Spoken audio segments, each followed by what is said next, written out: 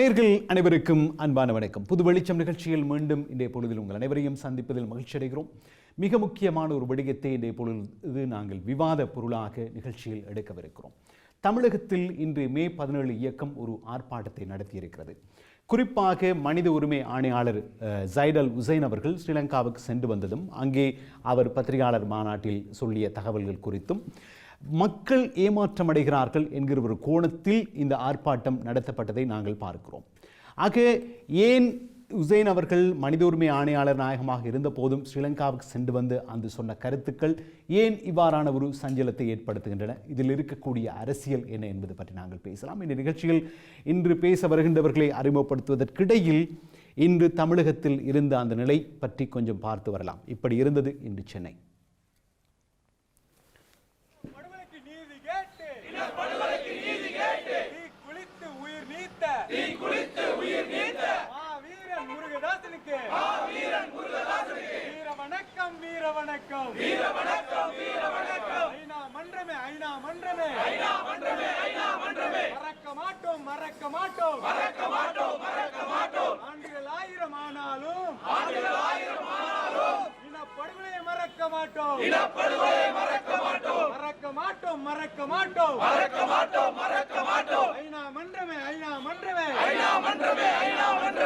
மே 17 இயக்கம் ஒழுங்கு செய்திருந்த இந்த ஆர்ப்பாட்டத்தில் முருகதாசன் ஜெனீவா முன்றலில் தீக்குளித்து உயிர் நீத்த விடயத்தில் அவருக்கு வீர வணக்கம் செலுத்துகிறோம் என்பதோடு சேர்த்து ஸ்ரீலங்காவில் மனித உரிமை ஆணையாளர் ஹுசைன் அவர்கள் சொன்ன கருத்துக்களுக்கு கண்டனம் தெரிவிப்பதாகவும் இந்த ஆர்ப்பாட்டம் நடந்திருந்தது. பலர் கூடி நின்று பலவிதமான கண்டன கோஷங்களையும் ஐநாவுக்கு எதிராக முன்வைத்திருந்தார்கள்.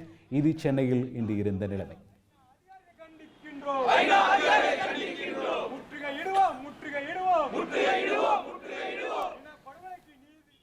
இந்த ஆர்ப்பாட்டத்தில் முன்வைக்கப்பட்ட மிக முக்கியமான கோஷங்கள் பதாகைகள் என்று வருகிற பொழுது மேற்குலகளுடைய அல்லது சர்வதேச நாடுகள் என்று கூறக்கூடிய மேற்குலகு அடங்கலான சில நாடுகளுடைய அரசியல் வலைக்குள் ஐக்கிய நாடுகள் சபையின் மனித உரிமை பேரவை பயன்படுத்தப்படுகிறது அல்லது அதில் மூழ்கடிக்கப்பட்டிருக்கிறது என்கிற கருத்துக்களும் சொல்லப்பட்டிருந்தன. ஆக இது பற்றியும் நாங்கள் உரையாடவிருக்கிறோம். நேர்கள் இன்னும் ஒரு பதிவு ஊடகவியலாளர் சத்தியமூர்த்தி அவர்கள் மறைந்த அந்த நாள் இன்று பலராலும் உலகம் முழுவதும் முக்கியமாக நோக்கப்படுகிறது.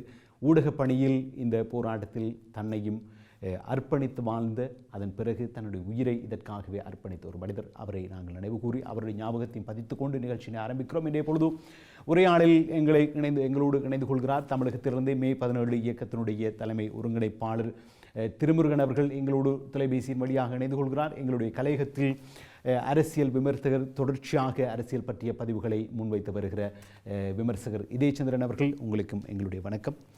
அதே போன்று தமிழ் தோழமை இயக்கத்தின் சார்பில் அரசியல் பணியாற்றி வருகிற சேனன், உங்களுக்கும் எங்களுடைய வணக்கம். தோழர் திருமுருகன் மறுமொழிகள் தொலைபேசியில் இணைந்திருக்கின்றார். திருமுருகன் அவர்களே, உங்களுக்கும் எங்களுடைய வணக்கம். வணக்கம். நான் நேரடியாக உங்களில் இருந்து நான் ஆரம்பிக்கிறேன். இன்று சென்னையில் இந்த ஒரு ஆர்ப்பாட்டத்தை நீங்கள் நடத்தியிருக்கிறீர்கள்.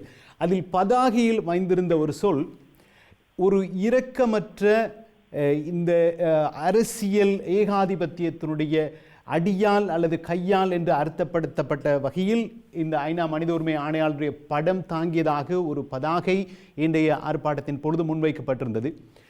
ஒரு காத்திரமான அறிக்கையை ஜெனீவாவில் இவர் முன்வைத்திருந்தார் என்கிற கருத்துக்கள் பலவலாக இருக்கிற ஒரு சூழலில் இவர் ஏகாதிபத்தியத்தின் அடியால் என்று சொல்கிற அளவுக்கு அந்த பதாகை அமைக்கப்பட்டிருக்கிற அளவுக்கு என்ன காரணம், என்ன காரணத்தினால் அப்படியான ஒரு பதாகை அமைத்திருந்தீர்கள்? முதலில் ஐநா மனித உரிமை கமிஷனில் வைக்கப்பட்ட அந்த அறிக்கை என்பது காத்திரமானதாக இருந்ததாக சொல்லப்படுகிறதை ஒழிய அதில் உண்மை எதுவும் இருப்பதாக நாங்கள் பார்க்கவில்லை. காத்திரமானதாக இருக்கிறது என்றால் காத்திரத்தின் மீதான நடவடிக்கை என்பதும் அதே வீரியத்தோடு இருந்திருக்க வேண்டும். அப்படியாக எதுவும் இல்லை. அமெரிக்க தீர்மானத்தின் மூலமாக தங்களுக்கு நலன் கிடைத்துவிடும், பலன் கிடைத்துவிடும் என்று பிரச்சாரம் செய்தவர்கள் தங்களுடைய இருப்பை தக்க வைத்துக் கொள்வதற்காக அப்படியான ஒரு சொல்லாடலை, அப்படியான ஒரு பிரச்சாரத்தை மேற்கொண்ட விஷயம் தான் நடந்திருக்கிறது. ஏனென்றால் தமிழ் சமூகத்திலே ஒரு ஆய்வு கட்டுரையை முழுமையாக படிக்கக்கூடிய நபர்கள் அதிக அளவில் இருப்பதில்லை.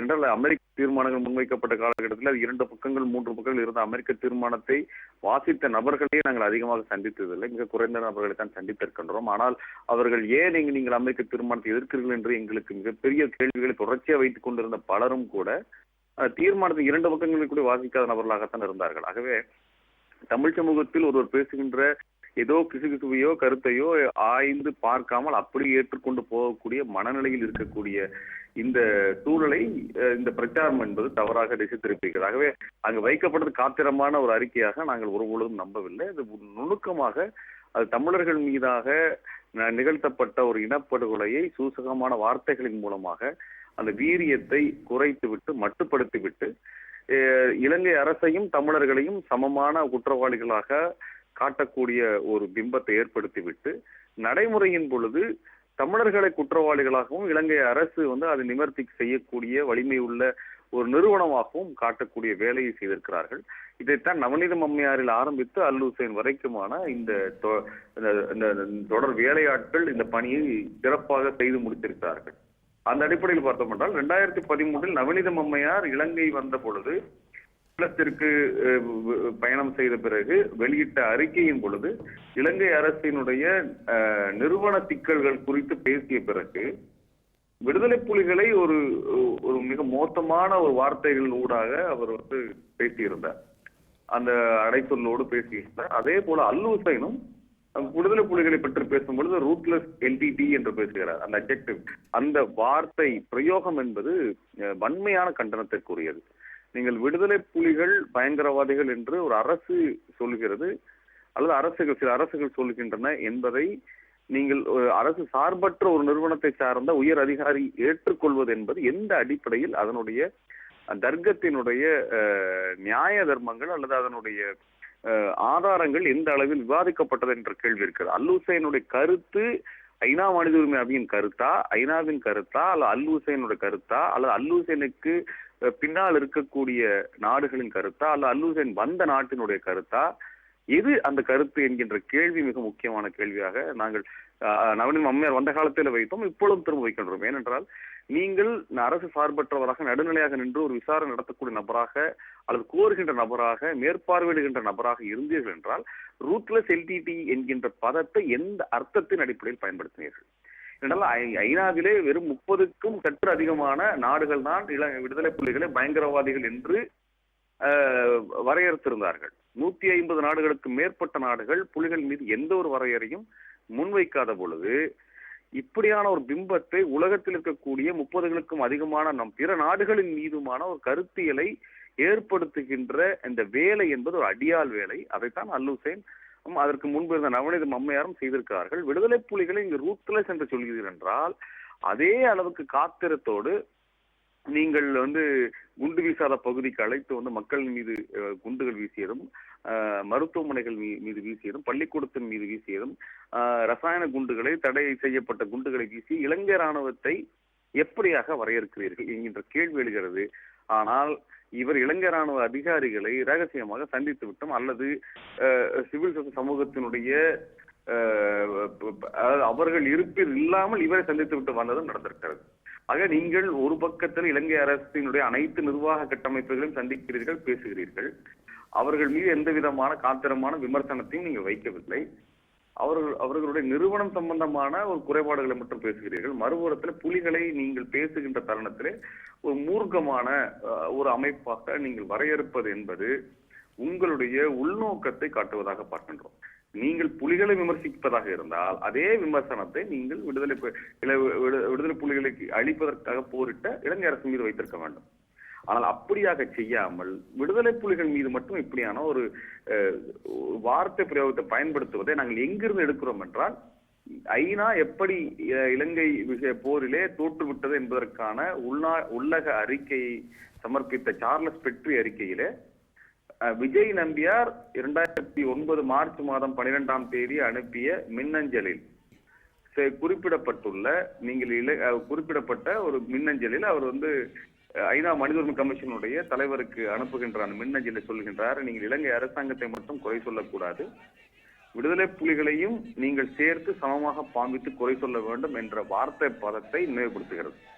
அப்பொழுது இலங்கை இராணுவத்தின் மீதுதான் குற்றச்சாட்டுகள் பதிவு செய்யப்பட்டிருந்த காலகட்டத்திலே, அவர்கள் மீதான ஒரு ஆதாரங்கள் வெளிவந்த காலகட்டத்திலே இலங்கை அரசை நீங்கள் அம்பலப்படுத்த வேண்டிய ஒரு சூழலிலே விடுதலை புலிகளையும் சேர்த்து விமர்சியுங்கள் என்று விஜய் நம்பியார் சொல்ல அந்த நேர்மையற்ற ஒரு நடைமுறையை இப்பொழுது வேறு ஒரு கோணத்தில், அதாவது புலிகள் மீது குற்றச்சாட்டை முதன்மை குற்றச்சாட்டாகவும் இரண்டாவது குற்றச்சாட்டாக யாரையும் வைக்காமல் நகர்ந்து செல்லக்கூடிய ஒரு அயோக்கியத்தனத்தை அல்லூசன் செய்திருக்கிறார்.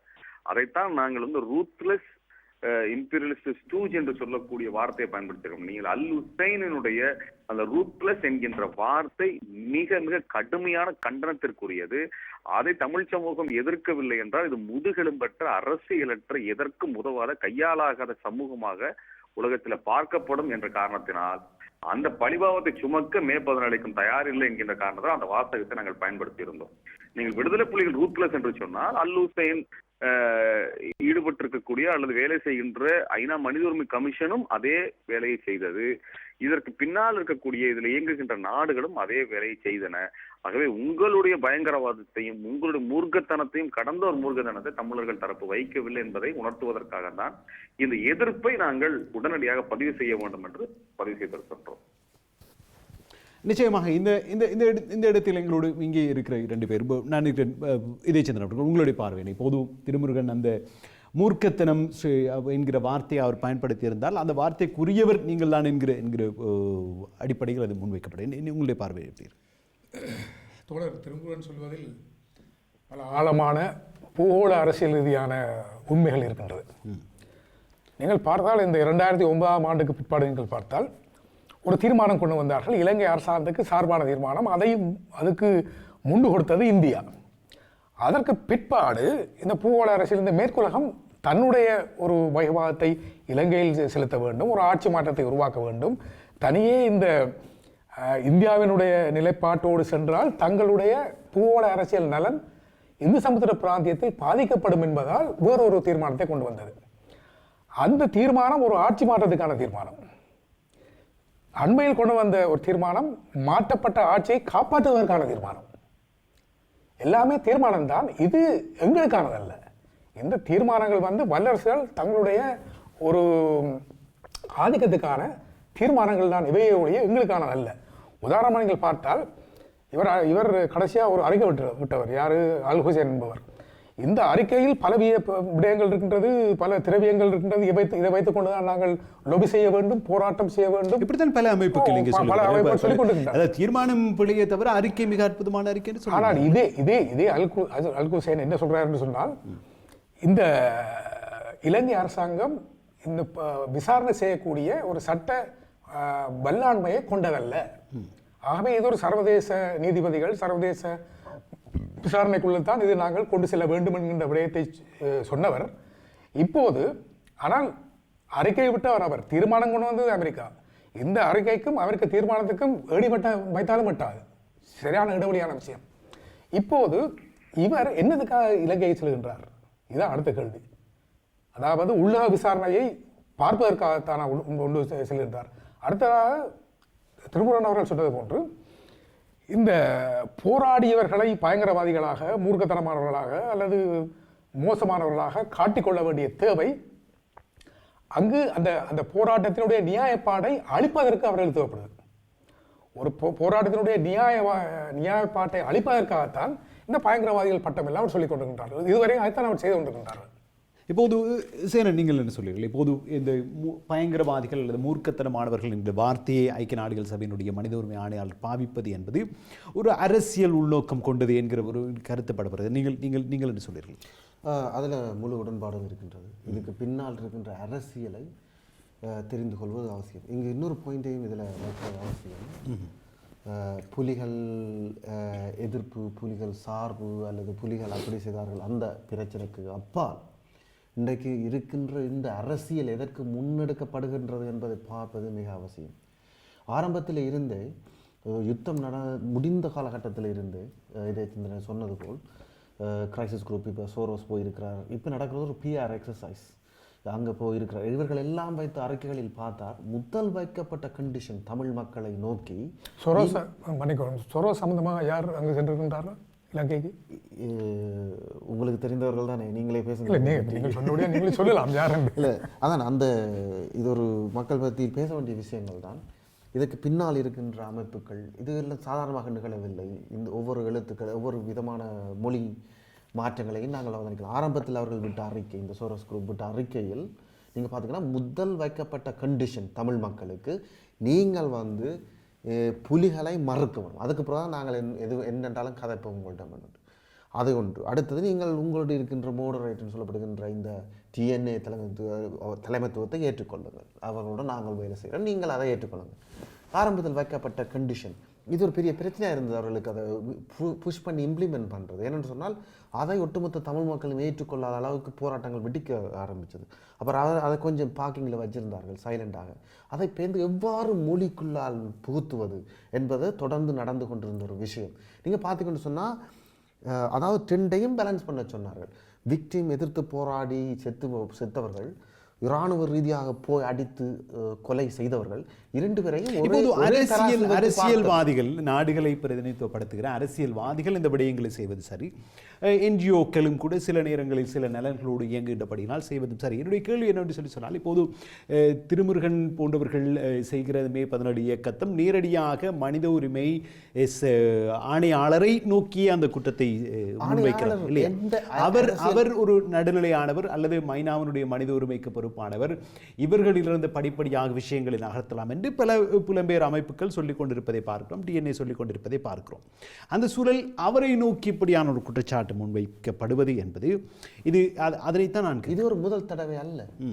ஐக்கிய நாடுகள் சபையில் அங்கிருக்கின்ற முக்கியமான அதிகாரிகளுக்கு மேலால் ஐக்கிய நாடுகளின் சபாநாயகர் உட்பட பலருக்கு மேல் வைக்கப்பட்ட குற்றச்சாட்டு இது முதல் தடவை அல்ல.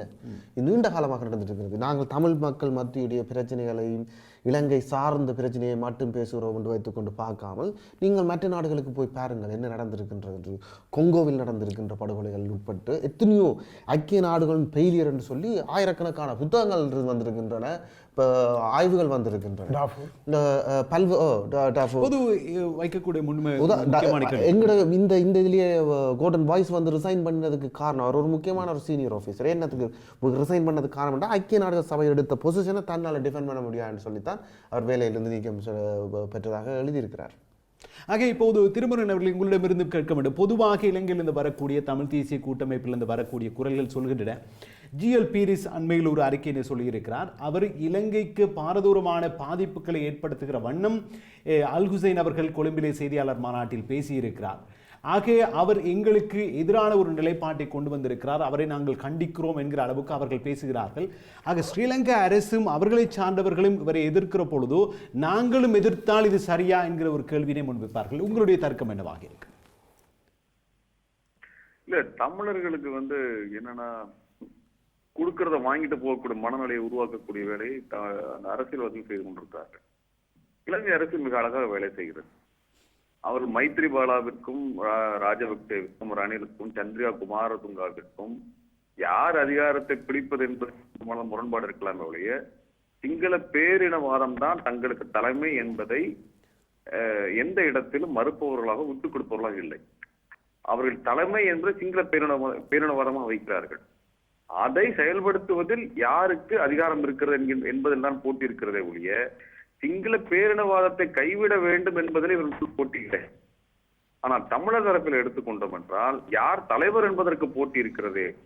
அந்த தலைவர் என்பதற்கான போட்டியிலே யார் முதலில் கோரிக்கை கைவிடுவது என்பதில் தான் இப்பொழுது போட்டி நடந்து கொண்டிருக்கிறது. நீங்கள் அவங்க என்ன பண்றாங்கன்னா ஐநாவை ஒரு பக்கம் நிறுத்துவதன் மூலமாக ஐநா ஒரு நடுநிலையான அல்லது நேர்மையான நிலைப்பாடை எடுப்பதை அவர்கள் தவிர்க்க வைக்கிறார்கள். ஒரு பிரஷர் பாலிடிக்ஸ் அது. ஐநா அவர்கள் பக்கம் தான் நிற்கிறது என்பது மிக நன்றாகவே தெரியும். ஆனால் இது ஒரு பேரம் பேசக்கூடிய யுக்தி. இறுதி வரை சாதகமா இல்லை, சாதகமாக இல்லை, எனக்கு எதிராக இருக்கிறாய் அப்படின்னு தொடர்ச்சியா சொல்லிட்டே போனால் அவன் வேற வழியே இல்லாம தன்னை நியாயப்படுத்துவதற்காகவாது இவர்கள் சார்பாக போய் நிற்க வேண்டியது. அதுதான் இந்த தமிழர்களுக்கு நீங்கள் சொல்லுற அதே நேரத்தில் சேனன் ஒரு கருத்து அதை நீங்கள் திரு சொல்கிற பாயிண்ட் இந்த முக்கியமாக கொஞ்சம் எலாபரேட் பண்ணி சொல்கிறேன்னு சொன்னால் இது ஒரு ஜென்ரல் பாயிண்ட் அல்ல. இங்கே இருக்கின்ற அமைப்புகள் தமிழ் மக்களை பிரதிநிதித்துவம் செய்கின்ற என்று சொல்லப்படுகின்ற அமைப்புகளின் தலைமைத்துவ அமைப்புகளில் ஏற்பட்ட மாற்றங்களை நீங்கள் பார்க்கும்போது அது தெரியும். எவ்வளவு தூரத்துக்கு தங்கள் சொல்வதை கேட்பவர்கள், தங்களுக்குடைய ஒரு ஸ்டூஜாக இயங்குபவர்கள் எப்படி ப்ரொமோட் பண்ணுறது என்றதை பார்த்து அதுக்கு ஏற்றபடி அவர்களை நீங்கள் எதிர்த்த நிலையில் இருந்து கொண்டு நீங்கள் லொபி செய்கின்ற இது இல்லாமல் ஆக்கிவிட்டார்கள். அவர்களுடைய கிரிட்டிக்கலாக போய் நீங்கள் லொபி பண்ணுற ஆக்கள் எல்லாரையும் ஒதுக்கப்பட்டிருக்கிறார்கள். இன்றைக்கு ஜிடிஎஃப்ஆ இருக்கலாம், ஈவன் பிடிஎஃப்ஆ இருக்கலாம். இவர்களை இருக்கிற மத்தியில் இப்போ திரு சொன்னது போல் போட்டி என்று சொன்னால் நாங்கள் யார் இந்த ஐவினாவோட பேசுகிறது என்றதை நிறுவுறது என்ற ஒரு நிலையில் இருக்கிறதே தவிர மக்கள் சார்ந்து போய் இதை பேசுவது என்பதற்கான போட்டி அல்ல. இதே நேரத்தில் அவர்கள் பார்க்கல ரிவர்ஸ் லபி என்று சொல்லி நாங்கள் ஆரம்பத்தில் பல பேசியிருக்கிறோம். அதுதான் நடக்கிறது என்று சொன்னால் இன்றைக்கு எவ்வளவு தூரத்துக்கு நீங்கள் ஐநாவுடைய கருத்துக்களை மக்கள் மத்தியில் கொண்டு போறன்றதுதான் இன்றைக்கு பிரச்சனை. இந்த இடத்தில் முன்வைக்கக்கூடிய இன்னொரு கேள்வி பொதுவாக மக்கள் மத்தியில் இருந்து வரக்கூடிய கேள்விதான். நீங்கள் பிடிஎஃப் ஆக இருக்கலாம், ஜிடிஎஃப் ஆக இருக்கலாம், டிஎன்ஏவாக இருக்கலாம், இவர்கள் எல்லோரையும் விமர்சித்துக் கொண்டே இருங்கள். போராட்டம் ஒன்று நடந்து முடிந்திருக்கிறது, மிகப்பெரிய தோல்வியும் மிகப்பெரிய அழிவும் நடந்து கொண்டிருக்கிற ஒரு சூழலில் இருக்கிற இந்த ராஜதந்திர ரீதியாக பேசி இவையெல்லாம் செய்யலாம் என்று நினைக்கக்கூடிய இந்த எதிர்பார்ப்புகள் எல்லாம் தொடர்ச்சியாக நீங்கள் விமர்சித்துக் கொண்டே இருப்பீர்களாக இருந்தால் உங்களிடம் இருக்கக்கூடிய மாற்று தெரிவு என்ன? இது அடிக்கடி கேட்கப்படுகிற கேள்வி.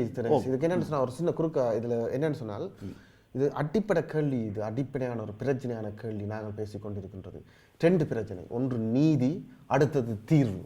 நீதி கிடைப்பது என்பது நீதிமன்றம் இருக்குன்னு சொன்னால் நீதிமன்றத்துக்கானதல்ல நீதி. நீதி என்பது ஒடுக்கப்பட்ட விக்டிம், ஒரு ஒடுக்கப்பட்ட மக்களுக்கு அல்லது பாதிக்கப்பட்டவர்களுக்கான நீதி. நீதியை கேட்பது என்பது எந்த மன்றத்திலையும் நீங்கள் கேட்கலாம், எந்த அமைப்பிலையும் கேட்கலாம். அந்த அமைப்புகளுக்கு தான் முதன்மைப்படுத்தி இயங்குகின்றது நீதி அல்ல. சில இடங்களில் நீதி கிடைக்கவே கிடைக்காது. எங்கு போனாலும் நாங்கள் சொல்கிறோம் அந்த இடத்தில் அந்த நீதியை மறுப்பவர்களை நாங்கள் எதிர்த்து பேசுகிறோம். நீங்கள் என்ன சொல்றீங்க? இதே கேள்விதான், இதே விடயம் தான் உங்களை நோக்கி இந்த குற்றச்சாட்டுகள் வரும் என்று நினைக்கிறேன் இல்லையா? நீங்கள் விமர்சித்துக் கொண்டே இருப்பீர்கள், ஒன்றும் செய்ய மாட்டீர்கள், அவர்களை செய்ய விடுங்கள், இதான் இல்லையா? விமர்சனம் என்கின்ற விடயம் ஒரு அரசியலிலோ சமூகத்திலேயோ முக்கியம் தேவைப்பட்ட ஒரு விடயம். இவர்கள் எல்லோரும் ஆரம்பத்தில் சொன்ன விடயம் என்னன்னு சொன்னால் சர்வதேச சுயாதீன விசாரணை வேண்டும் என்கின்ற விடயம். இப்போதும் நாங்கள் சொல்வது அதுதான் தேவையான விடயம். இது ஒரு சர்வதேச சுயாதீன விசாரணை என்கின்ற விடயம். அடுத்ததாக அந்த மக்கள் மத்தியில் உங்களுக்கு என்ன தேவை, உங்களுடைய அரசியல் அபிலாசை என்ன என்கின்ற பொது வாக்கெடுப்பு. அது தாயக புலம்பெயர் மக்கள் அனைத்தும் எங்களுக்கான கடமை என்னும் நாட்டில் தான் இருக்கின்றது, இந்த நாட்டில் அல்ல. அது மிக முக்கியமான ஒரு புள்ளி, ஒரு விவரம். ஆகவே அந்த அடிப்படையான விடயத்தான் இவர்கள் இதை மடை மாற்றி அல்லது திசை மாற்றி இதை வேறொரு வழிக்கு சென்று சிங்களத்தினுடைய அந்த இன அழிப்பினையும் அதனுடைய அந்த கோர முகங்களையும் காப்பாற்றிக் கொள்வதற்காக, தங்களுடைய பூகோள நலனுக்காக அதை காப்பாற்றிக் கொள்வதற்காக இந்த சர்வதேசமும் அது சூழ உள்ள ஆக்களும் அல்லது இலங்கை அரசும் அல்லது சிங்கள பேரினவாதமும் அதை நோக்கி நகர்த்தி செல்லும் போது அதை சுட்டிக்காட்டி இல்லை இதுதான் எங்களுக்கு தேவையான விடயம் என்று சொல்லும் ஒரு விமர்சனத்தில் எந்த தவறும் இல்லை போல் ஏற்றுக்கொள்ள முடியாது. சொல்ற மாதிரி மக்களுடைய சார்பாக இயங்குகின்றவர்கள், மக்களின் பிரதிநிதிகள், மற்றவர்கள் சொல்லட்டும், மக்களின் பிரதிநிதிகள் என்று சொல்லிக் கொள்பவர்கள் நாங்கள் அதை ஏற்றுக்கொள்ள முடியாது. ஏன்னா இது திட்ட தெளிவாக தெரிந்திருக்கிறது. உங்களுக்கு தெரியும் தேர்தலுக்கு முன் தேர்தலுக்கு பின் என்ற மொழியாடல் எவ்வளவு தூரம் மாறினது என்று. சீனியர் எல்லாருமே பிரதம மந்திரி, இப்போ ஜனாதிபதி உட்பட அனைவருமே இதை டிஸ்மிஸ் பண்ணி பேசியிருக்கிறார்கள். இப்போ திருப்பி இவர்கள் போய் அங்கே நிற்கிறார்கள்னா மொழி மாற்றம் செய்யப்படுகிறது. ஒரு மொழி மாற்றம் எங்களுக்கு இந்த பிரச்சனை. நீங்கள் என்ன மொழியையும் பேசுங்க, தமிழர்களை திட்டி போட்டு போங்க, உரிமைகளை வழங்குங்க. அதை எங்களுக்கு மொழி நீங்கள் என்னத்தை சொல்ல போகிறீங்க, என்ன ப்ராமிஸை சொல்கிறீங்கன்றதெல்லாம் எங்களோட நோக்கம். என்ன தீர்வு கொங்கிரீட்டாக என்ன நீங்கள் சொல்லியிருக்கீங்கன்னு சொன்னால் திரு சொன்ன மாதிரி இந்த தீர்மானத்தில் என்ன கொங்கிரீட்டாக எங்களுக்கு இருக்குது. திருமுருகன் நீங்கள் என்ன சொல்லியிருக்கீர்கள்? நாங்கள் இடைவெளி செல்வதற்கு இடையே இதனுடைய அடுத்த கட்ட இப்போது போகிற போக்கில் சென்றால் தோழர், போகிற போக்கில் இப்போதும் ஸ்ரீலங்காவினுடைய பிரதமர் ஜனாதிபதி இருவரும் உள்ளூர் விசாரணை தான் என்று சொல்லி முடிவெடுத்திருக்கிற ஒரு சூழலில் ஐநாவினுடைய இந்த ஆணையாளர் போய் அங்கே பேசி வந்திருக்கிற இந்த விடயங்களுக்கு பிறகு இதே போக்கில் சென்றால் அடுத்து என்ன நடக்கும் என்று நினைக்கிறீர்கள்? சில பேர் படிப்படியாக முன்னேறலாம் என்கிறார். இல்ல தொடர் படிப்படியான முன்னேற்றம்ங்கிறதோ டிப்ளமசி அப்படிங்கிறதோ என்னங்கிறது வந்து அது ஏதோ ஒரு குறிப்பிட்ட நபர்களுக்கு மட்டுமே சொந்தமான வார்த்தையா பேசக்கூடிய ஒரு நேர்மையற்ற தன்மையை பார்க்கிறோம். என்னன்னா வந்து தமிழீழத்திற்கான பொது வாக்கெடுப்பு என்பது மக்கள் கோரிக்கையை வந்த பிறகு அந்த கோரிக்கையை பொறுத்த நீங்க டிப்ளமசிங்கிறது அந்த வாக்கெடுப்பை என்னைக்கு நடத்த போறோம், அல்லது யார் முன்னில் நடத்த போறோம், எந்த இராணுவத்தை வைத்துக் கொண்டு நடத்த போறோம், இதுதான் அதனுடைய பேரம் பேசுகின்ற டிப்ளமசியா இருக்க முடியுமே ஒழிய பொது வாக்கெடுப்பையும் ஈழத்தையும் கைவிடுறோம் அப்படிங்கிறது டிப்ளமசி கிடையாது, அது காட்டி கொடுக்கிறது. சரிங்களா? அப்ப டிப்ளமசி என்பது ஒரு ஒரு குறிக்கோளை விவாதித்து அந்த குறிக்கோளை நோக்கி எதிர்த்தரப்பை நகர்த்துவதில் ஏற்றுக்கொள்ள வைப்பதுதான் டிப்ளமசி. நீங்க எந்த குறிக்கோளுக்காக போறீங்க, குறிக்கோள் கோட்டை விட்டுட்டு குறிக்கோளே கைவிடுகிறேன் என்று சொல்றது பேர் டிப்ளமசி கிடையாது, அது வந்து ஸ்டூஜின் பேர். அது ரெண்டாவது, ஒரு ஒரு ஒரு சிவில் சமூகம் என்பது அல்லது ஒரு பேச்சுவார்த்தைக்கு செல்லக்கூடிய ரெப்ரசன்டேட்டிவ்ஸா செல்லக்கூடியவர்கள் அல்லது டிப்ளமசிக்கு செல்லக்கூடியவர்கள் என்பது உலகத்துல வந்து ஒரு போராடுகின்ற இயக்கத்தினுடைய பிரதிநிதிகளாக தான் இருப்பாங்க. அவங்கதான் நேர்மையா நிக்க முடியும். ஏன்னா அவர்கள் கையில அதிகாரம் இருக்கிறது. மக்கள் தங்கள் பின்னால் இல்லாமல் மக்களோடு சேர்ந்து நிற்காமல் தனித்து இயங்கக்கூடிய நபர்கள் வரலாறு முழுவதும் பார்த்தீர்கள் காட்டிக் கொடுக்கக்கூடிய நபர்களாகத்தான் இருந்திருக்கிறார்கள். ஏன்னா அவங்களுக்கு வலிமை கிடையாது. எந்த வலிமையின் அடிப்படையிலும் அவங்க நின்று பேசுறேன். ஏனென்றால் நீங்க யோசிச்சு பாருங்க, நீங்க ஒரு பிரிட்டிஷ் கவர்மெண்டோட பிரைம் மினிஸ்டரா இருந்து நீங்க என்ன வரக்கூடிய உங்க பிரதிநிதிகளை பார்த்தா என்னன்னு பார்ப்பாங்க, அவங்க என்ன உங்களுக்கு மரியாதை கொடுப்பாங்க. நீங்க 10 பேர் வந்திருக்கிறீங்க, அவங்க பின்னாடி சொன்னா ஒரு 100 பேர் வருவாங்க, 200 பேர் வருவாங்க. நீங்க எங்களுக்கு முக்கியமா, இலங்கை அரசு எங்களுக்கு முக்கியமானா இலங்கை அரசு எங்களுக்கு முக்கியம். நாங்க இலங்கை அரசு கூட உறவுக்கு நீங்க சில வேலையில பண்ணுங்கன்னா இந்த 10 பேர் வச்சிருக்க நீங்க பண்ணிதான் ஆவீங்க. ஏன்னா நீங்க என்ன பாக்குறதே வந்து உங்களுக்கு மிகப்பெரிய வரம். நீங்க பிரதமரோட என்னோட சேர்ந்து நீங்க புகைப்படம் எடுத்துக்கொண்டு நீங்க உங்க சமூகத்துல போய் போட்டோவை போட்டீங்கன்னா உங்களுக்கு அதனால பெரிய பெனிஃபிட் இருக்குது அப்படிங்கிறது எனக்கு நல்லாவே தெரியும் பொழுது நீங்க உங்களுக்கு வந்து பெரிய ஒரு முக்கியத்துவத்தை கொடுத்து உங்களோட பேரம் பேச வேண்டிய அவசியமே கிடையாது.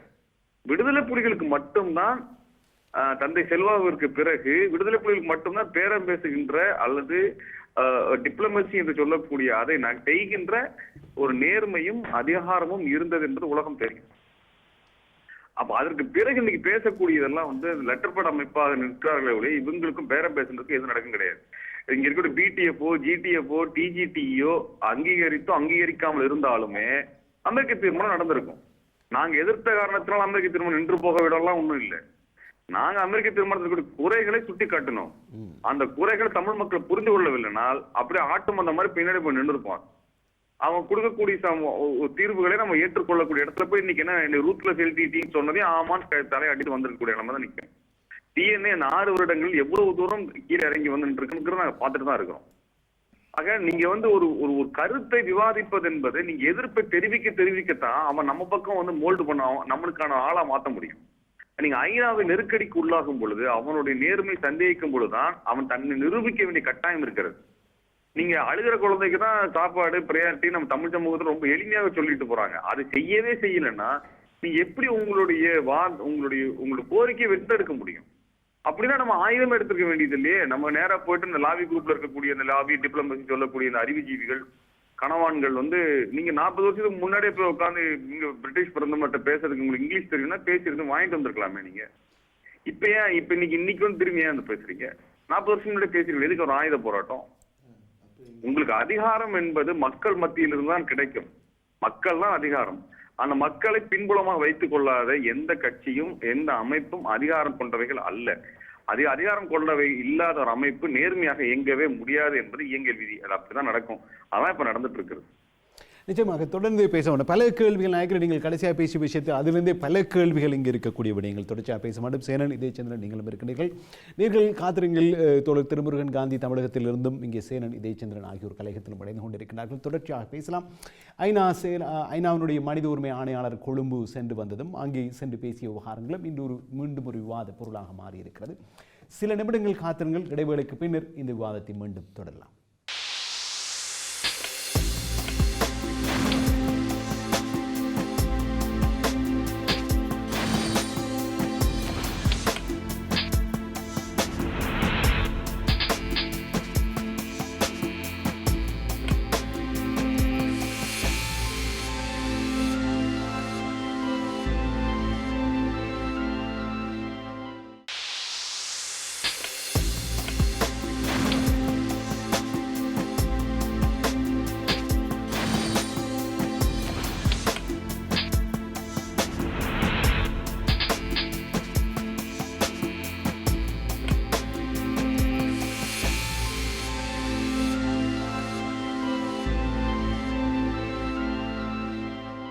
நேர்கள் அனைவரையும் மீண்டும் வரவேற்கிறோம். புது வெளிச்சம் நிகழ்ச்சியில் இணைந்து கொண்டிருக்கின்றீர்கள். மனித உரிமை ஆணையாளர் ஜைட் அல் ஹுசைன் அவர்கள் ஸ்ரீலங்காவில் நடத்திய பத்திரிகையாளர் மாநாட்டில் சொல்லியிருந்த விடயங்கள், அவருடைய வருகையின் பொழுது ஆங்காங்கே பேசப்பட்ட விடயங்கள், ஒரு மிகப்பெரிய எதிர்பார்ப்பு இருந்தது. ஸ்ரீலங்காவினுடைய பிரதமரும் ஜனாதிபதியும் உள்ளூர் பொறிமுறை தான் இங்கே நடக்கப் போகிறது, வெளிநாட்டு சார்ந்த எவரும் இங்கே விசாரணைக்கு வரமாட்டார்கள் என்கிற ஒரு சூழலில் இவருடைய விஜயம் அதில் மாற்றங்களை ஏற்படுத்தும் என்கிற ஒரு பெருத்த நம்பிக்கை பரவலாக சொல்லப்பட்டு வந்தது. ஆனால் அவ்வாறான மாற்றங்கள் எதுக்கும் ஒரு வாய்ப்பில்லை என்பது போனதாக அவருடைய கருத்துக்கள் இருக்கிறது. ஆக உண்மையில் இதில் இருக்கக்கூடிய அரசியல் பின்னணியில் அந்த அரசியலுக்கு, மேற்குலக அரசியலுக்கு துணை போகின்ற ஒருவராக ஜைட் இருக்கின்றார் என்பதான ஒரு குற்றச்சாட்டை மே 17 முன்வைத்து இன்று அந்த ஆர்ப்பாட்டத்தில் ஈடுபட்டிருக்கிறது. அதனை ஒட்டி இந்த விவாதத்தை நாங்கள் எடுத்துச் சொல்கிறோம். தமிழகத்திலிருந்து தோழர் திருமுருகன் காந்தி அவர்களும், அதே போன்று லண்டனிலிருந்து அரசியல் விமர்சகர் இதயச்சந்திரன், தமிழ் தோழமை இயக்கத்தின் சார்பு சேனன் ஆகிய உங்கள் மூவரையும் மீண்டும் நாங்கள் வரவேற்கிறோம். நான் இப்போது கடைசியாக அவர் சொன்ன திருமுருகன் சொன்ன விடத்திலிருந்து தான் இதயச்சந்திரன் சுருக்கமாக சொன்னார். இந்த புலம்பெயர் அமைப்புகளும் சரி, தமிழ் தேசிய கூட்டமைப்பும் சரி, அவர்கள் சில எதிர்பார்ப்புகளை கொண்டு இந்த அரசியல் ஈடுபட்டாலும் இறுதியாக அவர்களை பொறுத்த வரைக்கும் தொடர்ச்சியான விட்டு கொடுப்புகளின் ஊடாக அவர்கள் வந்திருக்கிறார்கள். நாங்கள் இந்த தீர்மானத்தை ஆதரிக்காவிட்டாலும் தீர்மானம் நிறைவேறிய தீர்வு இருக்கும், ஆனால் தமிழர்கள் எதிர்ப்புகளை பதிவு செய்திருக்க வேண்டும், பதிவு செய்தாக வேண்டும் என்று அவர் சொல்லுவார். உண்மையில் தமிழர்கள் அதனை காத்திரமாக செய்திருக்கிறார்கள் என்று நினைக்கிறீர்கள்? நீங்கள் பேரம் பேசும், அதாவது தோழர் திருமுருகன் சொன்னது போன்று பேரம் பேசும் வல்லமையை நாங்கள் சிறுக சிறுக இழந்து கொண்டு இருக்கின்றோம் என்கின்ற உண்மை ஒன்று இருக்கின்றது. உதாரணமாக சர்வதேச விசாரணை முடிந்து விட்டது என்று சர்வதேசமே சொல்ல முதல் எங்களுடைய அரசியல் தலைவர்களே சொல்லிவிட்டார்கள், சர்வதேச விசாரணை முடிவடைந்து விட்டது. அவர்கள் எதை சொல்ல விரும்புகிறார்களோ அதை எங்களுடைய தலைவர்கள் ஏற்கனவே சொல்ல ஆரம்பித்து விட்டார்கள். நீங்கள் அதாவது விடுதலை புலிகள் ஒரு பயங்கரவாத இயக்கம், ஜனநாயகம் இல்லாத இயக்கம் என்று சொல்லி சம்பந்தர் துவக்கம் விக்னேஸ்வரன் உட்பட சொல்லிவிட்டார்கள். அதுதான் அவர்களுக்கு தேவையான விடயம். இப்போது நீங்கள் பார்த்தால் இந்த அல் ஹுசைனுடைய அந்த அறிக்கை, இந்த அறிக்கையை வைத்துத்தான் நாங்கள் இது லொபி செய்ய போகின்றோம், பிரச்சாரம் செய்ய போகின்றோம் என்கின்ற ஒரு கூட்டம் வெளிக்கிட்டிருக்கின்றது. ஆனால் இவர் ஒரு அறிக்கையை வெளியிட்டாலும் அமெரிக்கா கொண்டு வந்த தீர்மானத்தில் எதுவுமே இல்லை. அது உள்ளக விசாரணை. இலங்கை அரசு தெளிவாக சொல்லிவிட்டது. இந்த சுமந்திரன் ஒரு தடவை சொன்னது போன்று இந்த பொதுநலவாய நாடுகளில் இருந்து நீதியரசர்கள் வந்தால் அதுவும் சர்வதேச நீதியரசர்கள் தானே என்கின்ற ஒரு வாதத்தை, ஒரு புரோக்ராசி வாதம் என்று சொல்வார்கள், வாதத்தை முன்வைத்தார். ஆனால் அதை கூட சிங்கள தேசம் ஏற்றுக்கொள்ளவில்லை. இன்றைக்கு கூட ஒரு அறிக்கை வருகின்றது. மைத்திரிபால சிறிசேனா மட்டுமல்ல, ஜேபியா இருந்தாலும் சகல பெருந்தேசிய இனவாத கட்டமைப்புகள் இருக்கும் சகல கட்சிகளும் சொல்லும் ஒரே விடயம், நாங்கள் ஐநா சபைக்கு கட்டுப்பட்டவர்கள் அல்ல. இந்த நீதி என்கின்ற விடயத்தை மஹிந்த ராஜபக்சே சொல்கின்றார். அவர் ஒரு புதிய கட்சியமாக ஆரம்பிக்க போகின்றார். ஆக நீங்கள் ஒட்டுமொத்தமாக பார்த்தால் அவர்கள் தங்களுடைய நிலப்பாட்டில் மிக தெளிவாக இருக்கின்றார்கள். அவர்களுடைய தோழர் ஆரம்பத்தில் சொன்னது போன்று அவர்களை எப்படி நாங்கள் ஏற்றுக்கொள்வது, அது யார் முந்தி கொண்டு ஏற்றுக்கொள்வது, அந்த ஏற்றுக்கொண்ட விடயத்தை எப்படி தமிழ் மக்கள் மத்தியில் விற்பது, அந்த கொள்கையை எப்படி தமிழ் மக்கள் மத்தியில் விற்பது என்கின்ற பிரச்சனை நாட்டில் மட்டுமில்லை புலம்பெயர் நாடுகளிலும் இருக்கின்றது. இனி அடுத்த கட்டமாக நீங்கள் பாருங்கள், இங்கே உள்ள சில அமைப்புகளோ அல்லது சில கலாநிதி பட்டம் பெற்றவர்களோ என்ன செய்ய போகின்றார்கள் என்று சொன்னால், இந்த அல் ஹுசைன் அவருடைய அறிக்கையை தூக்கி பிடித்து இதை நாங்கள் உலக மக்கள் மத்தியில் பிரச்சாரம், நீங்கள் இவ்வளவு அளவு பிரச்சாரம் செய்தது காணும் என்பதுதான் என்னுடைய கருத்து. சரி, நீங்கள் அங்கிருக்கின்ற போது நீங்கள் போன்று இதயச்சந்திரன் சொல்வது போது அண்மையில் ஒரு செய்தி அறிக்கையில் வந்திருக்கிற நேயர்கள் அநேகமானவர்கள் பார்த்திருக்கக்கூடும். சிங்களே என்கிற ஒரு கட்சி ஒன்று தொடங்கப்படுவதாகவும் மஹிந்த அதற்கு பின்னணியில் இருப்பதாக கூறப்படுகிறது. சிங்களே என்று வெறுமனை பார்க்கிற பொழுது சிங்களம் என்று சொல்வது போன்றதாக இருக்கும்.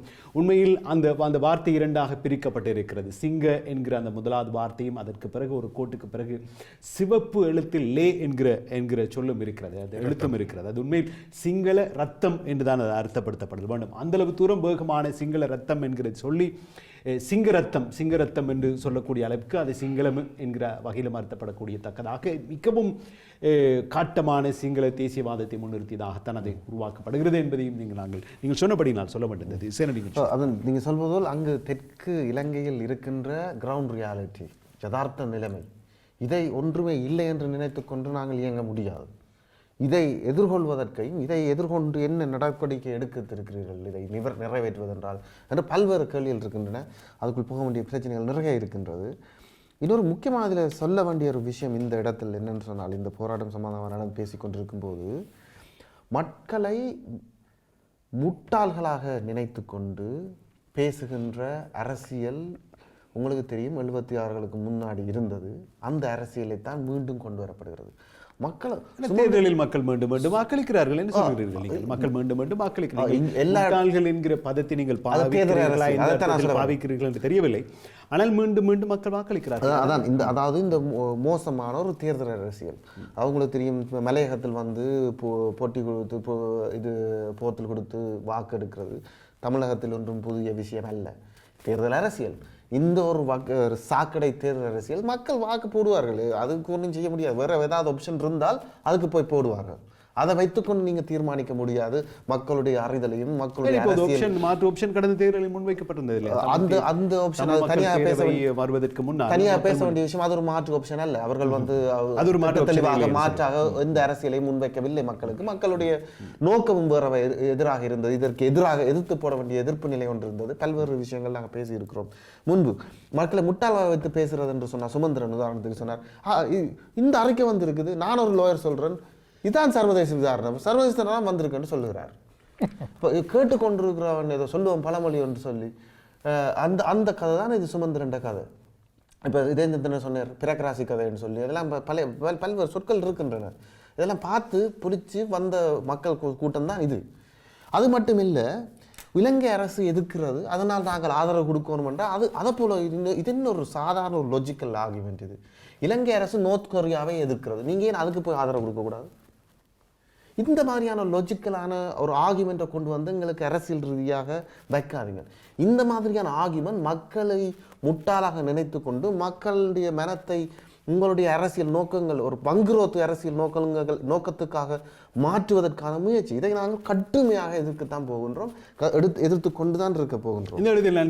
இன்னொரு ஒன் மோர் பாயிண்ட் என்னன்னு சொன்னால், இந்த இவர்கள் சொல்கிறார்கள் வந்து, அதாவது நாங்கள் எப்படியாவது ஒன்றும் செய்ய முடியாது, எப்படியாவது நாங்கள் இதுக்கெல்லாம் கப்பல் ஓட்டி தான் வரணும். நீங்கள் ஓட்டுவது பாய்க்கப்பல். நீங்கள் இன்றைக்கு இருக்கின்ற விண்ட், இந்த கப்பல் காற்றுல தான் போகுது. அந்த காத்தடிக்கிற திசையில நீங்கள் போக முடியும். அந்த காத்தடிக்கிற திசையில் நீங்கள் போய்கொண்டிருக்கிறீர்கள். நாங்கள் அந்த காத்தடிக்கிற திசையில் போக முடியாது, அப்படி கப்பல் ஓட்ட முடியாது என்று சொல்கிறோம். இயந்திர பட்சம் எதிர் திசையில் ஓட வேண்டிய நிலையில் இருக்கின்றோம். இன்றைக்கு அந்த எதிர் திசையில் நீங்கள் ஓட தயாரான்றதை தான் நாங்கள் கேட்கிறோம். இதுதான் அடிப்படையான இருக்கின்ற வித்தியாசம். இந்த இடத்தில் திருமுருகன் தோழர்களை தொடர்பில் இருக்கின்றீர்கள் நினைக்கிறேன். உங்களுடைய பார்வை சொல்லுங்கள். நீங்கள் இல்ல, இப்போ வந்து நம்ம என்னன்னா, நம்ம மீள் பார்வை செய்ய வேண்டிய அவசியம் இருக்கிறது. வந்து இங்க இருக்கக்கூடிய ஜிடிஎஃப்ஓ பிடிஎஃப்ஓ மற்ற அமைப்புகளோ வந்து அவர்கள் எந்த நோக்கத்திற்காக உருவாக்கப்பட்டார்களோ அவர்கள் அந்த நோக்கத்தில் இருக்கிறோமா என்பதை பற்றி அவர்கள் ஒரு சுய விமர்சனத்தோடு மீள்பார்வை செய்து கொள்வது என்பது அனைவருக்கும் ஒரு நலனாக ஒரு நல்ல விஷயமாக அமையும் என்பதை நாங்கள் விரும்புகின்றோம். அந்த தருணத்தில் அவர்கள் முன் இந்த கோரிக்கையை மிக தோழமையோடு வைக்க விரும்புகின்றோம். ஏன்னா வந்து நம்ம எல்லாருமே சேர்ந்து செய்யணும். நமக்குள்ள எந்த விதமான ஒரு கருத்து முரண்பாடுகள் இருக்கலாம், விவாதங்கள் இருக்கலாம், ஆனால் அது ஒரு விரோதமான ஒரு மனநிலையை கொண்டு வரக்கூடிய ஒரு சூழலை நம்ம ஒருபொழுதும் அனுமதிக்க கூடாது என்பது மிக முக்கியமானதாக இருக்கிறது. இதற்கு இரண்டாவது வந்து நம்ம பார்க்கக்கூடிய வந்து தேர்தல் அரசியல் இருக்கக்கூடியவர்கள் என்னைக்குமே உலகத்தில் தலைவர்களாக இருந்தது கிடையாது. தேர்தலில் அரசியல் வரக்கூடியவர்கள், பிரதிநிதிகளாக வரக்கூடியவர்கள், அவர்கள் வந்து அதிகாரத்தில் பங்கு பெறக்கூடிய ஒருத்தர்களாக இருப்பாங்களே ஒழிய அவர்கள் தலைவர்களாக இருந்து எந்த போராட்டத்தையும் வழிநடத்தியதெல்லாம் வந்து நம்ம பார்த்தது கிடையாது. தேர்தலுக்கு அப்பாற்பட்ட ஒரு அரசியல் தான் முக்கியமானது. இந்தியாவிலே காஷ்மீரத்திலே தேர்தலிலே பங்கெடுத்து முதலமைச்சர்கள்லாம் வருகிறார்கள். ஆனால் அதற்காக விடுதலை போராட்ட இயக்கங்கள் என்பது தனித்த ஒரு ஹுரியத் கமிட்டியாக இருந்து கொண்டு அவர்கள் தான் வந்து இந்தியா பாகிஸ்தான் காஷ்மீரை பத்தி பேசலாமா வேண்டாமா அல்லது அதற்கான ஒரு முத்தரப்பு பேச்சுவார்த்தை ஏற்படுத்துவதா என்பதை முடிவு செய்யக்கூடியவர்கள். ஹுரியத் கமிட்டியை மீறி இந்தியாவோ பாகிஸ்தானோ காஷ்மீர் விஷயத்தில் எந்த முடிவும் எடுத்துவிட முடியாது என்கின்ற அளவிலே அவர்கள் வந்து ஒரு பிடியை அந்த கோரிக்கையின் மூலமாக வைத்திருக்கிறார்கள். அப்படியான ஒன்றை உருவாக்குவதை நோக்கி நகர வேண்டும். ஒரு கன்ஸ்ட்ரக்டிவ் பாலிடிக்ஸ் அப்படிங்கிறதுல வந்து என்னன்னா, நீங்க வந்து உதாரணமா ஒண்ணு பார்த்தோம்னா, ஜெர்மனியில அந்த பெர்லின் நகரத்துல டோபோகிராஃபி ஆஃப் டெரர்னு சொல்லி இனப்படுகொலை எப்படி கட்டமைக்கப்பட்டதுன்னு ஒரு எளிமையாக புரியக்கூடிய ஒரு புத்தகத்தை அவர்கள் வச்சிருக்கிறாங்க. அதை பார்த்த பொழுது ஏன் தமிழினத்திற்கு நடந்த இந்த ஒரு இன அழிப்பை வந்து அப்படியான ஒரு சயின்டிபிக்கான ஒரு பதிப்பாக ஒரு பிரச்சார மெட்டீரியலை நம்ம கொண்டு வரல, இதுவரை கொண்டு வரலைங்கிற எங்களுக்கு ஆதங்கம் இருந்தது. எங்களால் ஒரு அளவுக்கு அதை நோக்கி வேலை செய்ய முடியும். கடந்த முறை ஜெனீவா சென்ற பொழுது அங்க இருக்கக்கூடிய 10 நாடுகளை சந்திப்பதற்கான ஏற்பாடுகளை போஸ்கோ செய்து கொடுத்தார். அவர்களை பார்த்த பொழுதெல்லாம் அவர்கள் எங்கிட்ட கேட்ட கேள்வி, நீங்க இவ்வளவு பேர் செத்து போயிட்டாங்க சொல்றீங்க, இவ்வளவு நடந்ததுன்னு சொல்றீங்க, இதெல்லாம் எங்களுக்கு தெரியல, இதை பற்றி ஏதாவது ஆவண புத்தகங்கள் இருந்தா கொடுங்கன்னு கேட்கிறாங்க. எங்க கையில புத்தகங்கள் இல்ல. 2009 நடந்த விஷயங்களை ஒரு சயின்டிபிக்கா, ஒரு அறிவியல் பூர்வமாக தொகுத்து ஒரு ஆர்குமெண்டேட்டிவா வாதிக்கக்கூடிய ஒரு புத்தகமாக இதுவரை தமிழ் சமூகம் வெளியிடவில்லை. இன்னைக்கு வரைக்கும் நமக்கு நடந்த ஒரு இனப்படுகொலையை ஆவணமாக சேனல் 4 போன்ற ஒரு முழுமையற்ற காணொலியை தான் நம்ம போட்டு காமிக்கிறேமே ஒழிய, நமக்கு வந்து நிறைய படம் எடுக்கக்கூடியவங்க, சர்வதேச தரத்துக்கு கேமரா கையாளக்கூடியவர்கள், விவாதிக்கக்கூடியவர்கள், சினிமாவை பற்றி விவாதிக்கக்கூடியவர்கள், இப்படி இலக்கியவாதிகள், படைப்புவாதிகள் எல்லாருமே இருக்கிறாங்க. ஆனால் ஈழத்தில் நடந்த இனப்படுகொலை பற்றியான ஒரு ஒரு முழுமையான ஒரு அரசியல் ஆவணம் அப்படிங்கிற படம் என்பது நமக்கு இதுவரைக்கும் உருவாக்கலனால் நம்ம வெட்டிய திண்ணை பேச்சு தான் நமக்கு ஓடிக்கிட்டு இருக்குங்கிறது தான் முக்கியமானதாக இருக்கிறது. திண்ணை பேச்சும் சம்பிரதாய நிகழ்வுகள் மட்டுமே மையப்படுத்தப்பட்டு கொண்டிருக்கிறது. இந்த மாதிரியான எந்த விதமான ஆவணப்படுத்தலும் இல்லாமல் நீங்க வந்து இந்த பிரிட்டனை நம்புறது, அமெரிக்காவை நம்புறது, இந்தியாவை நம்புறதை விட்டுட்டு உலகத்துல 180 நாடுகள் இருக்கின்றன. இனிமேல் சண்டை என்பது ஐநாவின் மனித உரிமை கமிஷனில் அல்ல, பொது சபையில் தான் நடத்தப்பட வேண்டும். பொது சபையில் தான் விவாதத்தை கொண்டு வரணும். அப்படின்றப்போ நம்ம பல்வேறு நாடுகளை சென்று சந்திக்க வேண்டியிருக்கிறது. 6 ஆண்டுகளாக நம்ம வந்து லாபி பண்றோம்னு சொல்லக்கூடியவங்க கிட்டத்தட்ட உலகத்துல 90% நாடு, 95% நாடுகளை பார்த்து பேசவில்லை என்பதுதான் உண்மையாக இருக்கிறது. அவர்கள் சந்தித்து பேசுவதும், அவர்களுக்கு உரிய ஆவணங்களை கொடுப்பதும், அவர்களிடம் தொடர்ந்து பிரச்சாரத்தை மேற்கொள்வதற்கான ஒரு அலுவலகத்தை கட்டமைப்பதும், அதற்கு நம்ம அனைத்து அமைப்புகளிலும் இருந்து ஒத்த கோரிக்கையுடைய நபர்கள், நமக்குள்ள பல்வேறு கருத்து மாறுபாடுகள், ஆனால் கோரிக்கை ஒன்றுதான், தலைமை ஒன்றுதான். அவனுக்கு எப்படி சிங்கள பேரினவரும் தலைமையோ அது போல நமக்கு வந்து தமிழ் தேசிய விடுதலை என்பது ஒரு கொட்ட தலைமையாக இருக்கிறது என்றால் அதை மையமாக வைத்துதான் நம்ம வந்து ஒரு கூட்டமைப்பாக உருவாகி செயல் திட்டத்தை வகுத்து நமக்குள் இருக்கக்கூடிய ஆற்றல்களை பகிர்ந்து வேலை செய்யக்கூடிய ஒரு நிலை இருக்கிறது. நமக்கு வந்து சிங்களத்தை விட வலிமையானவர்களாக நம்ம இருக்கிறோம், இந்திய அரசை விட வலிமையானவர்களாக இருக்கிறோம். உலகத்தில் பல நாடுகளில் மிக முக்கியமான ஆதிக்கத்தை செலுத்தக்கூடிய வல்லமை நமக்கு இருக்கிறது. ஆனால் நமக்கு எந்த சிந்தனை திறமும் இன்றி ஒரு பார்வை இல்லாத ஒரு சூழல் தான் நமக்கு இருக்குது. இதை மாற்றக்கூடிய ஒரு அரசியல் விவாதம் தேவை. அதே போல மேற்குலகத்தில் இருக்கக்கூடிய புலமை சமூகத்திலே இனிமேல் போராட்டங்கள் என்பது இளைஞர்கள் கையில் தான் இருக்கிறது. அவர்கள் தான் வந்து இவ்வளவு காலமாக மேற்குலகத்துல வளர்ந்தவர்கள், மேற்குலக சமூகத்தோடு ஒரு உறவு வைத்திருக்கக்கூடியவங்க. மேற்குலக சமூகம் எப்படி ஒரு விஷயத்தை உள்வாங்கும், அதோட இளைய சமூகம் எப்படி உள்வாங்குங்கிற புரிஞ்சு வச்சிருக்கக்கூடிய இளைஞர்கள் அங்க நிறைய பேர் இருக்காங்க, நன்கு படித்த இளைஞர்கள் இருக்கிறாங்க. அவர்கள் கையில் போராட்டத்தை கொடுக்க வேண்டியது ஒரு காலகட்டம் நமக்கு வந்து விட்டது. அவர்களை முன்னிறுத்துவது என்பது தேவை.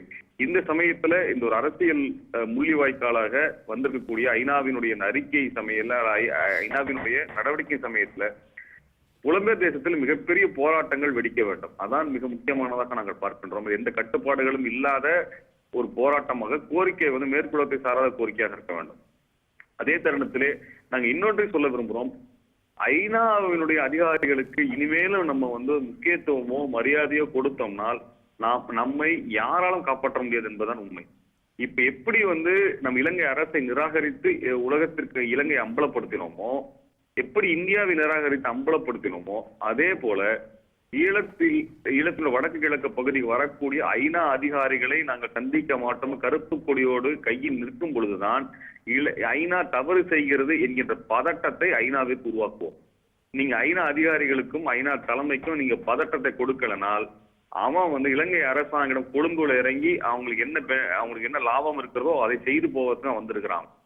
ஆகவே நாம வந்து இவர்களுக்கு எதிர்ப்பு தெரிவிப்பது என்பதே நம்ம வந்து நம்ம தமிழ் சமூகத்துல வந்து அது ஒரு அச்சப்படக்கூடிய, நம்ம நம்ம எதிர்த்தோம்னா நம்ம விட்டு போயிடுவானோங்கிற ஒரு மனநிலையை வந்து திட்டமிட்டு கொண்டு வர்றாங்க. இது வந்து ஒரு உயர் சாதி சமூகத்தினுடைய மனநிலையாகவே இருக்குது. இது வேற ஒரு வர்க்கத்தினுடைய மனநிலையாகவே இருக்குது. நீ வந்து எதையுமே வந்து கெஞ்சி கேட்டு வாங்கிக்கோ, கொடுக்கறத வாங்கிட்டு போ அப்படின்னு சொல்லி பண்ணக்கூடிய அதே மனநிலை இங்கேயும் கொண்டு வந்து வைக்கிறாங்க. எதிர்த்து போராடாம எதுவுமே நடக்காது, குரலே எடுக்காம எதுவும் நடக்காது. ஆகவே அடுத்த முறை அல்லூசைனோ வேற அல்லூசனுக்கு ஈக்குவலான வேற யாரோ வந்தாங்கன்னா முதல்ல கருப்புடி காமிச்சு அப்பா நீ கிளம்பி போயிட்டேன்னு சொல்லணும். என்னைக்கு வந்து அதை வந்து தமிழீழத்தில் அந்த ஒரு நிலைப்பாடு நம்ம எடுக்கிறோமோ அந்த சமயத்துல ஐநா வந்து தன்னை வந்து நியாயப்படுத்த வேண்டிய கட்டாயம் உலகத்தின் முன் எழும். அன்னைக்கு அல்லூசே நேரடியாக இன்னைக்கு ரூத்லெஸ் எல்டிடின்னு பேசக்கூடிய ரூத்லெஸ் ஸ்ரீலங்கன் கவர்மெண்ட் சொல்ல வேண்டிய கட்டாயத்தை யார் ஏற்படுத்துவாங்கன்னா இலங்கை ஏற்படுத்த மாட்டாங்க, நம்ம தான் ஏற்படுத்தணும். நம்ம இங்க உட்காந்து மனுவை கொண்டு போய் இங்கிலாந்து அரசாங்கத்திட்ட கொடுக்கறது, ராணிகிட்ட கொடுக்கறது, அமெரிக்காட்ட கொடுத்துட்டு இருக்கிறது, இந்தியாட்ட கொடுத்துட்டு இருந்தோம்னா அந்த மனுவை வச்சு அவன் வந்து எதை துடைப்பான்னு நமக்கு தெரியாது. அந்த வேலையை தயவு செஞ்சு பண்ணாம குறைந்தபட்சம் போராட்டத்தை நடத்தக்கூடிய ஒரு வேலையை செய்வதும், எதிர்ப்பை பதிவு செய்வதும், குறிப்பாக இளைஞர்களை கொடுத்துரும் நம்ம உருவாக்க கட்டமைப்புகள் இந்த 6 வருஷத்துல தோல்வி தழுவிருக்கிறது என்பதை பகிரங்கமாக ஏற்றுக்கொள்ள வேண்டும். அது ரொம்ப முக்கியம். அது வெள்ளக்காரன்ட்ட அது நேர்மை இருக்குது. தான் ட்ரெயின் பண்ண ஒரு டீம் வந்து தோத்து போச்சுன்னா பகிரங்கமா எழுத்துக்கிட்டு அப்பா தோத்துருச்சு நான் விலகிறேன்னு சொல்லக்கூடிய நேர்மை இருக்கணும். நம்ம சாகிற வரைக்கும் ஒரு பதவியை பிடிச்சி தொங்கிட்டு இருக்கக்கூடிய அந்த மனநிலையை விட்டு வெளியே வந்துட்டு நமக்கு இளைஞர்கள் கையில போராட்டத்தை கொடுத்து, அப்பா இனிமேல் இங்கிலாந்துல அமெரிக்காவில ஈழ விடுதலை கிடைக்காது, ஈழ விடுதலை வீதியில் நின்று போராடினாதான் கிடைக்கும் என்பதை நம்ம பதிவு செய்ய வேண்டியிருக்கிறது. உலகத்துல வேற எந்த புலம்பெயர்ந்த அமைப்பு ஒரு தேசிய மக்களுக்கும் இல்லாத வலிமை நமக்கு இருக்கிறது. நிச்சயமாக தொடர்ந்து பேச வேண்டும். நேரம் காரணமாக அந்த இடத்தில் நீங்கள் பேசுகின்ற படிகம் தொடர்ச்சியாக பேசப்பட வேண்டும். ஒரே ஒரு சின்னதா ஒரு நிமிஷம் சொல்லணும்னு நினைக்கிறேன்.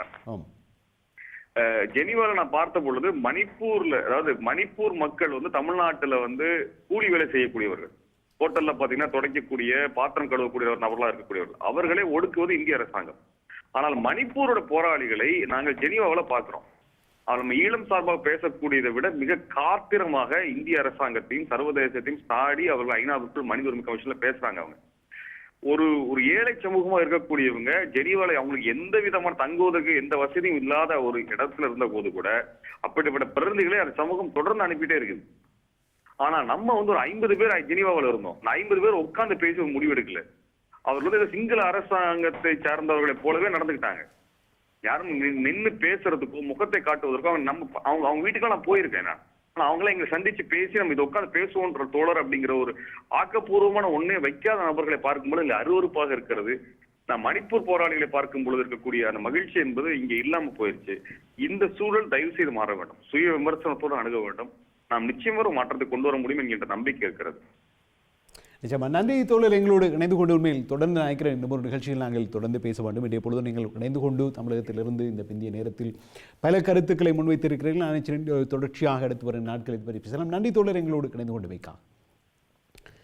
தோழர் திருமுருகன் தமிழகத்திலிருந்து எங்களோடு இணைந்து கொண்டார். மிகச் சுருக்கமாக, ஏற்கனவே நேரத்தை கடந்திருக்கும், மிகச் சுருக்கமாக உங்கள் 2 பேருடைய பார்வை நிகழ்ச்சி நிறைவாக சொல்லுங்கள். நிகழ்ச்சியை நாங்கள் நிறைவு கொண்டு வரலாம். மிகச் சுருக்கமாக சொல்ல போனால் ஒரு முக்கியமான விடயத்தை சொல்ல வேண்டும்.